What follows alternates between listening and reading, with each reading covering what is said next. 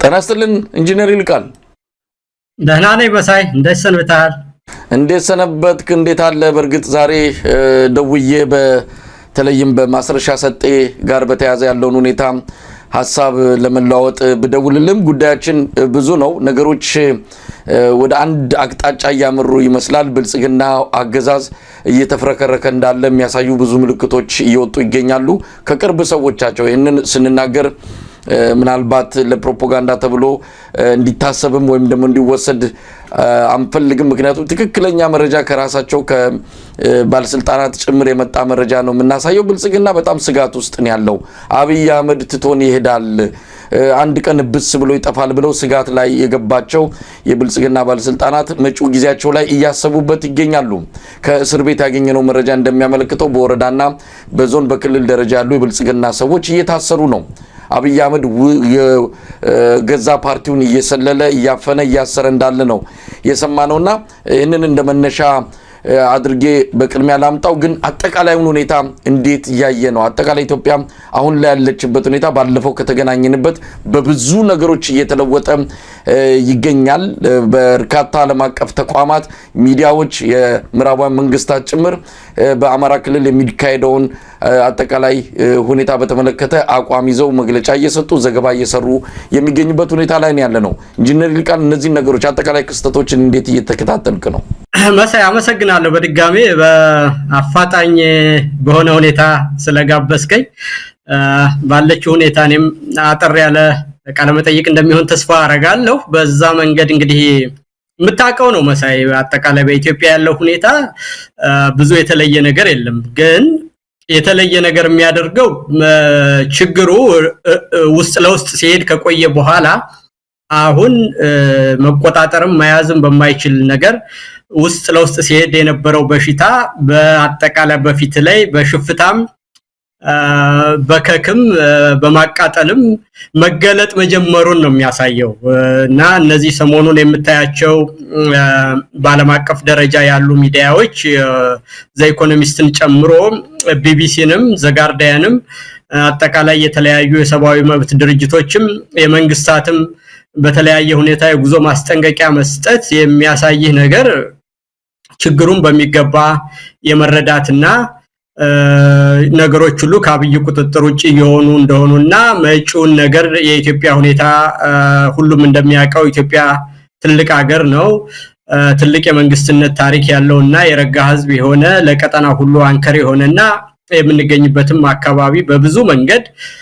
የኢትዮጵያ ሰላምና መረጋጋትና ለውጥ በአግባቡ ያለመሄድ አጠቃላይ ያለምን ሁሉ ሰላም የሚያናጋ ነገር ስለሆነ ይሄ ነገር ከአብይ በኋላ የሚሆነው ነገር መልክ ባለው ሁኔታ እንዲሄድ ሁሉም አሁን መሸሸግ በማይቻል ሁኔታ መናገር መጀመራቸውንና ለዛ ዝግጅት ያደረጉ ያሉበት ሁኔታ ይመስለኛል ለዚህም ደግሞ አንዳንድ የሚመስሉ ስዕል የሚሰጡ ነገሮች መጪውን ጊዜ መልክ ያለውና የተረጋጋ ሊያደርጉ የሚችሉ አይነት ሐሳቦች መምጣት መጀመራቸውን መጪው ኃይል ከጎረቤቶቹ ከሱዳንም ሆነ ከኤርትራ ጋር ትልቅ የፖለቲካ ጉልበት ካላቸው አካባቢዎች ጋር ያለው ግንኙነት መልካም የሆነ መምጣቱ መጪው ኃይል በውስጥም ያለው የአማራ ፋኖ አደረጃጀት ወደ አንድ ነገር እየመጣ መሆኑ ከዛም በኋላ ደግሞ ከሌሎች ኢትዮጵያውያን ጋር እንዴት እንደሚሰራ ራሱን ግልጽ ያደረገ በመምጣቱ ስለ አማራም እንቅስቃሴ የነበራቸው አመለካከት ግልጽ እየሆነ መጥቷል አጠቃላይ ደግሞ በቀጠናው ላይና በሌሎች ላይ ሊኖረው የሚችለውን ሚና አውቀዋል ያንን ካወቁ በኋላ በአደባባይ መናገር መጀመራቸውንና ነገሮች ወደ ጫፍ እየደረሱ መሆኑን ነው ሌላው ነገር ምታቀው ነገር ስለሆነ ነው መሳይ ይሄን ምን አመጣው የሚለው እንግዲህ አብይ ጦርነት አውጇል በአጠቃላይ ህይወቱና ኑሮ ሁሉ ጦርነት ሆኗል ጦርነት ደግሞ ከዛ እየይዞ የሚመጣው ነገር ስርዓቱ ተዳክሞበታል ስርዓቱ በተዳከመ ጊዜና ጦርነት ደግሞ የኢኮኖሚ ችግር አመጣል ጦርነት የራሱ የሚጠይቀው ገንዘብ አለ ለጥይት መግዣ ለድሮን መግዣ ለወታደር ማልበሻ ማበያ እና አጠቃላይ ለሚያደርገው ነገር ለደህንነቱ የሚያወጣው ነገር ትልቅ ነው በዛ ላይ ምርት የለም ስለዚህ ይሄ ነገር ደግሞ ሌላ ሶሻል ክራይሲስ ያመጣ ይሄዳል ስርዓቱም ደግሞ በውስጡ ያለው ነገር አንተም እንዳልከው የሚኖርበት ወታደሩ የሚዋጋበት ምክንያት ያጣል የድርጅት አባሉ መንግስትን የሚደግፍበት ምክንያት ያጣል ስለዚህ አጠቃላይ መደናበር አለ አንተ መጨረሻ ላይ እንደተጠቀስከው ስለዚህ ችግሮች ሁሉ የተደራረቡ የአብይ መንግስት ወደ ፍጻሜው ያመጡት እንዳለ በግልጽ ያሳያል ብዬ ነው የምረዳው መሳይ ኢንጂነር ሊቃል አንድ ሁለት ክስተቶችን ላንሳ ምናልባት ከፋኖ አንፃር ምዕራባውያን መንግስታት አዎንታዊ አቋም ለመያዝ በዛ ምዕራፍ ላይ መድረሳቸውን የሚያሳዩ ምልክቶችን እያየን ነው ባለፈው ባንከር ሚዲያም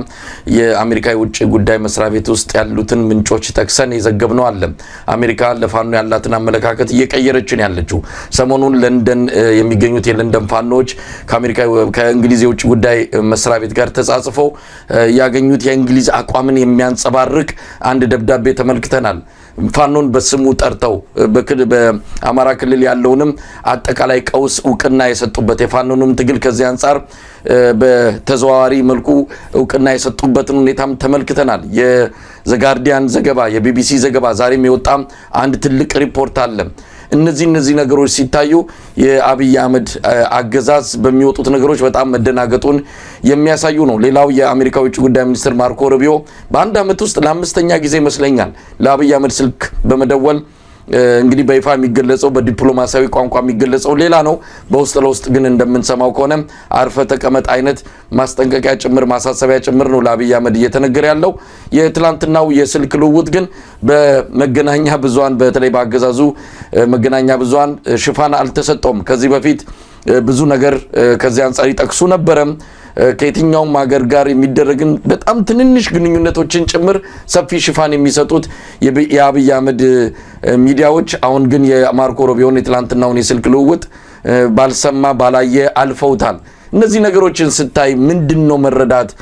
የሚቻለው የአብይ አህመድ ጀንበር እየጠለቀች ነው ማለት እንችላለን ወይ ምንም ጥያቄ የለውም መሳይ የአብይ አህመድ ጀንበር መጥለቋ ችግር ምንም የተረጋገጠ ነገር ነው የኛ ስራ መሆን ያለበት አሁን አንደኛ ከአብይ በኋላ የሚሆነው ነገር መልክ ባለው ሁኔታና ግልጽ ሁሉንም የኢትዮጵያውያን ልጆች ልብና አምሮ በሚያረካ መልኩና ወደፊት ተስፋ በመናይበት መልኩ ማጠናቀቅ ነው ሁለተኛ አብይ በተፈጥሮ በጣም የዝቅተኝነት ስሜት የሚያሰቃየውና በብዙ መንገድ ችግር ያለበት ሰው ስለሆነ የኢትዮጵያ መንግስት ደግሞ በባህሪው ትልቅ ነው ያ መንግስት በሚወራጭበት ጊዜ ብዙ ጥፋት እንዳያደርስ መስዋዕትነቱን በመቀነስ ጊዜውን በማሳጠር እና ለውጡን የተረጋጋ በማድረግ ረገድ የሰከነ አስተዋይነት ያለበት ደፋርና አርቆ አስተዋይ ውሳኔ በመወሰን እነዛ ነገሮች መልክ በማስያዝ ረገድ እንጂ አብይ አንድ ቁጥር ብሎ ከመጣበት ጊዜ ጀምሮ የራሱን ጉርጓድ እየቆፈረና ወደ ራሱ እየተኮሰ እንደመጣ ያገኘውን ሁሉ ድል አድፋፍቶ አገሪቷንም ችግር ላይ ጥሎ ቀጠናውንም ችግር ላይ ጥሎ የደገፉትንም ሰዎች ሁሉ አዋርዶ ራሱንም አዋርዶ ችግር ውስጥ እንዳለ ስርዓቱ በብዙ መመዘኛዎች የተረጋገጠና እንደው ዙሪያውን እንዲዞር ብሎ የሚያይሰው ሁሉ የሚረዳው ነገር ሆኗል የማርክ ሩቢዮን ስልክ የአሜሪካ የውጭ ጉዳይ ሚኒስትርን በተመለከተ አንድ በግልጽ የሚነግር ነገር አለ አንደኛ በዚሁ በአሜሪካን ሚዲያዎችም በኩልና በህዝብ ግንኙነት ውስጥ ሲገለጽ እንደው የጻፏት ነገር አይታል አይደለም ምንም ብቻ ደውለድለታል የምትለዋን መልእክት ለመናገር እንጂ የተነጋገሩትን ነገር ለመናገር አልፈለጉም አሜሪካን ያህል ዲፕሎማሲ ኢትዮጵያ ለአሜሪካ ያላትን ጥቅም በተመለከተ ምን እንደሆነ የታወቀ ነው ብዙ ሊሉት የሚችሉት ነገር ያለ ግን አሁን የተደወለው ስልክ ያንን ተስፋ በሚያሳይ ሳይሆን አብይ ችግር እየፈጠረ አብይን ረፍ የሚል መሆኑን በእርግጥ ታውቋል ከአጻጻፋቸው ከአሜሪካኖች አጻጻፍን በግልጽ ይታወቃል ከአብይና ከጀሌዎቹ ደግሞ አፋቸውን መዝጋትም የምታየው አብይ ደቡብ አፍሪካ ሄዶ ፎቶ ተነሳው ስስቅ በግራንሳኝ በቀኛንሳኝ እያለ ያንን ሁሉ ሀገር ሲያደናግሩ የነበሩ ከአሜሪካ መንግስት ከውጭ ጉዳይ ሚኒስተር ስልክ ሲደወልለት እንዴት አፉ ተዘጋ ብለ በጠይቃቸውና ዝም ሲሉ ደግሞ መልሱ ምን እንደሆነ ታውቀዋለህ ማለት ነውና መልእክተኛን ላከው መልሱን አጠይቀው ይል ነበር አባቴ ምክንያቱም ጥሩ ነገር ካለው ቶሎ ብሎ ሩጦ መጥቶ ይነግራል በራሱ በዛው ዝም ካለና ከጠፋ ነገሩ መልካ የለውም ማለት ነውና አብይ ፎቶ ሲለጥፍ የነበረ ሰውዬ ከአሜሪካ መንግስት ሲደወልልህ ምን ነው ዝም አልክ በልና ንገርልኝ ስለዚህ ይሄ ብቻውን ይነግራል መሳይ ምንም በማያጠራጥር ሁኔታ ፖለቲካን ለሚያቀስ ቃል እንግዲህ ብዙ ነገሮችን መጥቀስ እንችላለን። ያው የአሜሪካው የአፍሪኮም ኮማንደር ጀነራል አንደርሰንም ባለፈው ወደ አዲስ አበባ በመምጣት በጉዳዩ ላይ በጣም ጠንከር ያለ መልእክት እንዳስተላለፉ ነው። ብልጽግናዎች ነገሩን በተለየ ሁኔታ ለኢትዮጵያ ሕዝብ የተሳሳተ መረጃ እንዲደርስ አድርገዋል። ልክ አሜሪካ የአብይ አህመድን ቅዠት የሆነውን የባህር በር ባለቤትነት እንደደገፈች አድርገው ለመግለጽ የሄዱበት ርቀት እጅግ አሳፋሪ ይመስላል። አሜሪካም ተተርጉሞ የመጣውን የመንግስትን ለህዝብ የቀረበውን መረጃ ተመልክተው ለምን ምላሽ እንዳልሰጡ ግራም ያጋባ ነው። አሜሪካ በዛ ደረጃ የአንድን ሀገር ሉዓላዊነት በሚጥስ መልኩ ኢትዮጵያ የባህር በር ባለቤት ሆናለች ብሎ አብይ የጀመረውን የቀውስና የቅዠት መንገድ ተደግፋለች ማለት ለአሜሪካ ንቀት ነው የሚመስለው። ለማንኛውም በወቅቱ መጥተው የገለጹት አርፋችሁ ተቀመጡ፣ የጀመራችሁት አካሄድ ትክክል አይደለም፣ በጋራ ቀጠናውን ለማረጋገጥ አብረናችሁ እንሰራለን ብለው እቅጩን ነግረውት አሁን አብይ አህመድ ትንሽ ረገብ እያደረገ ያለበት ሁኔታ ነው የተፈጠረው። ለማንኛውም ወደ ዕለቱ ክስተቶች ሌላ ነገር ጊዜ ካለን እንመለስበታለን። ማስረሻ ሰጤ ካፒቴን ማስረሻ ሰጤ የአፋሃድ የአንድ ዘርፍ ኃላፊ ነው። ምናልባት ከአፋሃድ ቁልፍ ተግባራት ወይም ቁልፍ ስልጣኖች ከሚባሉት ውስጥ በስድስተኛ ደረጃ የሚጠቀሰውን ቦታ የያዘው ማስረሻ ሰጤም ወደ ብልጽግና ሄዷል። እኔ አቋም ቀይሮ ወይም ደግሞ እውነቱን ተረድቶ ሄደ የሚለው ነገር ምናልባት ጡጦ ያልጣለን ሕፃን እንኳን ሊያሳምን የሚችል አይደለም። በዚህን ወቅት ላይ ብልጽግና እየደከመ እየሄደ ያለ ወራጅ ወንዝ ላይ አብሮ የሚሳፈር አይኖርም። ለማንኛውም ይህንን ክስተት እንዴት እየተከታተልከው ነው? ማስረሻ ሰጤን ወደኋላ ወደፊት እያደረግን ብንመለከተው ምንም አዲስ ነገር አናገኝም። ትላንትም ያው አሁንም ያደረገው አንድ አይነት ተግባር እንደሆነ ዛሬ ስለሄደ ሳይሆን ትክክለኛ ማንነቱን በዚህ ደረጃ መገለጽ የሚችል መሆኑን ለማንሳት ያህል ነው። እንደው ኢንጂነር ይልቃል ይህን ክስተት እንዴት ታዘብከው? እንደው ዝርዝር ውስጥ ለመግባት አይደለም፣ አጠቃላይ ሁኔታውን እናንሳ። አጠቃላይ ሁኔታው በግልጽ የምታየው ነገር እሱ ተልኮ ተቀብሎ እንደነበረ በግልጽ ያሳያል። ምንም ጥያቄ የለውም። አንደኛ ሰውዬ ቀደም ብሎ ጀምሮ ፋኖን ከግብጽ ጋር የሚሰራ ከወያኔ ጋር የሚሰራ እያለ የአብይን ወታደር ዩኒፎርም ለብሶ እየተሳደበ መግለጫ ሲሰጥ ነበር። አይተነዋል። ይሄ ምንም ጥያቄ የለውም። ከዚህ በፊት የታየ ነገር ነው። በራሱ ሚዲያ ላይ ወጥቶ የሚወጋንን ወታደር ዩኒፎርም ለብሶ ፋኖን ሲሳደብ ነበረ። ከአንድ ወር በፊት እኔ ያንን በተመለከተ ሁሉ መግለጫ እና ቃለ መጠይቅ አድርጌያለሁ። ይሄ አዲስ ነገር አይደለም ማለት ነው። ቆይቷል ይሄ ሰውዬ ከሄደ። ሁለተኛ ከድርጅቱ ተባሯል ተብሎ በአደባባይ ድርጅቶቹ መግለጫ ሰጥተዋል ከዚህ በፊት ማለት ነው። ይሄ ደግሞ የሆነው ከመንግስት ጋር ሲገናኝ ስላገኘ ነው። በመረጃ ስለተረጋገጠ የገንዘብ ብክነት ስላሳየ በዚህ ምክንያት ታግደዋል ብለው መግለጫ መስጠታቸውን በአንተም ሚዲያ ላይ ወጥተው አብረውት የነበሩ ሰዎች ሲናገሩ ሰምቻለሁ። ይሄ ሁሉ ነገር ግን ከዛ በአጠቃላይ እንደውም ማስረሻን ተወውና ማስረሻን ምልክት አድርገን ምን ስለሆነ ነው ይሄ ሁሉ ግርግር የተፈጠረው የሚለውን እንየው። መሳይ አጠቃላይ እሱ ይሻላል ቁም ነገሩ እንጂ አሁን ማስረሻ የአማራ ህዝብ ችግር ተፈቶ አለቀ ትግሉ ነው ወይስ ደግሞ ምንድነው? አብይ ሌላ ሰው ሆነ ነው? ምን ተገኘ ብሎ ነው እና ነው የሱን እንደ ቁም ነገር አድርገህ የሱን ብድግ ብሎ ከጓደኞቹ ሲባረር በተለያየ ምክንያት ትግሉም ሲደክመው ወይም የራሱ መስዋዕትነት መክፈል ሳይችል ሲፈልግ በተለያየ ምክንያት ከመንግስት ጋር ሲሰራ ነበር። አሁን ሄደ ነው መልሱና ከዛ ባለፈ ግን ይሄንን አሁን የተፈጠረውን ችግር ምን ፈጠረው? አንድ ሰው ማምጣት ፈረንጅ ሁሉ ሰብስቦ የአፍሪካ ህብረት ይጋድ ብሎ አብይ ይሄንን ነገር ትልቅ ስቴጅ አድርጎ መፍጠር የፈለገበት ምክንያት ለህዝብ ግንኙነትም ለዓለም አቀፍ ማህበረሰብም ምን ማስተላለፍ ፈልጓል የሚለውን በግልጽ ብናየው የተሻለ ይመስለኛል። መሳይ እሱን ነገር ምንም እንደ ቁም ነገር የሚገባ ነገር አይደለም ማለት ነው። አዎ እንግዲህ ኢንጂነር ይልቃል በእውነት አዝናለሁ። አንድ ግለሰብ እኔም ዛሬ ላይ ማስረሻ ሰጤ ወደ ብልጽግና ስለሄደ አይደለም፣ አሁን እውነቱን መነጋገር ያስፈልጋል። ባለፉት